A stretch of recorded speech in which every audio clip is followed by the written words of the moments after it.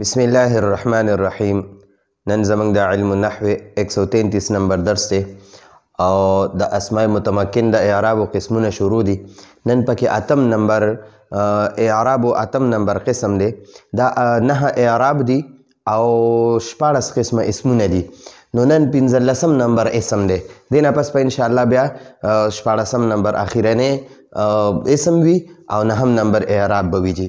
نو اسم منقوص تعریف اول ازکو چې دا اسم منقوص وایسته. نو اسم منقوص هر داسې اسم ته وایي چې اخره کې یا ساکن او ما قبل یعنی مخکې حرف مکسور وي. یعنی یا ساکن ما قبل مکسور، یا ساکن ما قبل مکسور، یعنی یا ساکن وي اخره کې او د دغه یا نه مخکې حرف باندې زیر وي. نو هغې ته اسم منقوص وایي. لکه مثلا ګورئ جي داسې ګورئ الداعي، وګورئ دا یا ساکن ده او دا مخکې حرف ته مکسور دی. دغه شان ګورئ القاضي، نو ګورئ جي دا یا ساکن ده او دا مخکې حرف ته دا مکسور دی، زیر دی پې، کسره ده پې. نو چې کوم حرف د لاندې کسره وي هغه ته مکسور وایي. نو دې ته اسم منقوص وایي. هر یو داسې اسم لکه مثلا ګورئ الحاجي، حاجي، وګورئ جي دا حاجي دی، دا یا ساکن ده او دا مخکې حرف باندې زیر دی. دغه شان الرامي، رامي، ټیک شو جي. دغه شان دی الهادي، الهادي. نو دا اسما چې دي دې ته دا یا ساکن وي او ما قبل ته مکسور وي، نو دې ته اسم منقوص وایي. ټیک شوه. نو دا خو اسم منقوص تعریف شو. اسم منقوص داسې اسم ته وایي چې اخره کې یا ساکن ما قبل یعنی مخکې، ما قبل مخکې حرف ته وایي، ما بعد رستی حرف ته وایي. اوس د دې یا ساکن نه ما قبل دا جیم دی، د دې یا ساکن نه ما قبل ضاد دی، د دې یا ساکن نه ما قبل دا عین دی. نو دا ما قبل ته مخکې حرف ته وایي، ما بعد رستی حرف ته وایي. نو ما قبل یعنی مخکې حرف مکسور وي. لکه القاضي، دا ګورئ جي القاضي، دغه شان الداعي، الهادي، دا ګورئ دا یا ساکن ما قبل مکسور وي. نو د داسې اسم منقوص اعراب به څنګه وي جي؟ د هغې اعراب اوس زده کوو. د اسم منقوص په حالت رفعي کې ضمه تقدیري سره وي. ضمه تقدیري لکه جاء القاضي، دا اصل کې دی، دا اصل کې قاضیو، القاضیو. خو دا یاد وساتئ دا یا نه ده، یا په دې یا باندې دا ضمه او کسره، دا یا ده، دا یا چې دی دا نه دا ضمه مني او نه کسره مني، فتحه مني، فتحه مني، زبر مني، خو ضمه او کسره نه مني. نو که چېرته ضمه پرې راشي که نه نو هغه به هم ساکن کی، هغه ضمه به ختمه شي، نو دا به یا ساکن شي. او که کسره پرې وي نو دا به هم ساکن شي. ٹھیک شو. یعنی دا فتحه دا ضمه او دغه نه مني، کسره نه مني، فتحه مني. داسې راتلی شي، یا راتلی شي، خو یا باندې ضمه یا په یا باندې کسره دا دواړه پې نشي راتلی. دا پې ضمه، دا پې ثقیل وي، دروند وي پې، دا یا یې نشي برداشت کولی. نو که چېرته ضمه پې راشي نو هغه هم ساکن شي، داسې دا یا ساکن شوه. ټیک شوه. او که کسره پې راشي نو دا هم ختمه کي، دا هم ساکن شي. نو په دې دوه او په دې یو حالت کې فتحي حالت کې فتحه مني او ضمه او کسره نه مني.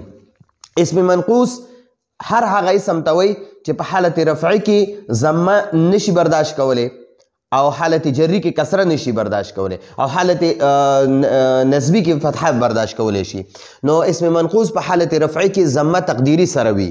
لکه جاء القاضي، قاضیو، خو هغه ضمه چې دی هغه نشوه برداشت کولی نو هغه ساکن شوه، دا یا ساکن شوه. ټیک شوه. نو جاء القاضي شو. دغه شان په حالت نسبي کې فتحه لفظي سره وي، لکه فتحه برداشت کولی شي. رأیت القاضیه، وګوره دا یا باندې دا فتحه ثقیله نه وي، درنه پې نه وي. ټیک شوه. هغه فتحه برداشت کولی شي خو ضمه او کسره نشي برداشت کولی. او په حالت جري کې کسره تقدیري سره وي. لکه مررت بالقاضي، دا اصل کې دی قاضیه، قاضیه، خو دا یا نشي برداشت کولی نو دا ختمه شو، نو قاضي شو. ټیک شو. القاضي. ښه جي. اوس په دې کې یو بله خبره ده، کله چې په دې باندې الف لام نه وي، په دې قاضي حالت رفعي کې، حالت نسبي کې، حالت جري کې، دلته خو په الف لام شته، وګوره القاضي دی القاضي دلته ګورئ القاضي القاضیه القاضي حالت رفعی کې القاضي دی حالت نسبی کې القاضیه دی او حالت جری کې القاضي دی نو چې کله په دې باندې الف لام نه وي او د فاعل وي بیا به څنګه ویږي نو بیا یاد وساتئ په حالت رفعی کې به وي جاء جاء قاض په دې پوهیږم اوس ښه رأيت حالت نسبی کې به وي رأيت قاضيا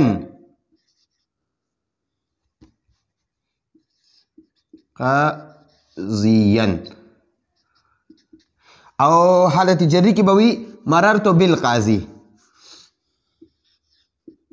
مررت بقاض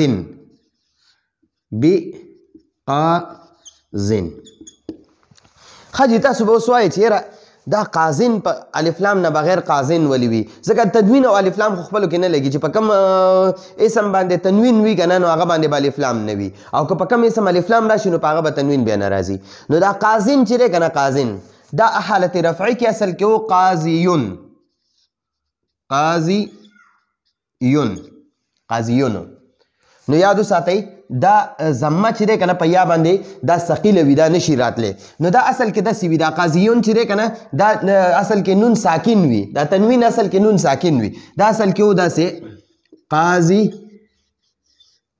قاضیون دا داسې وي دا تنوین چې دی دا اصل کې داسې وي ضمه کې قاضیون وي او دغه کې فتحه کې چې قاضیین وي او کسره کې قاضیین وي نو دا قاضیونو نو وګورئ په دې یا باندې دا ضمه ثقیله ده یا چې دی ضمه نشي برداشت کولی نو دا ساکن شوه نو وګورئ دلته کې دا نون هم ساکن دی دا قاضین شو او دلته دا یا هم ساکن ده نو وګورئ چې کله دوه ساکنین راشي التقاء ساکنین شي نو بیا په دې کې به داسې وي که نه چې اولنې پکې مده وي که نه نو هغه به ختم شي یا مده ده نو دا به اوس ختم شي نو دا به څه پاتې شو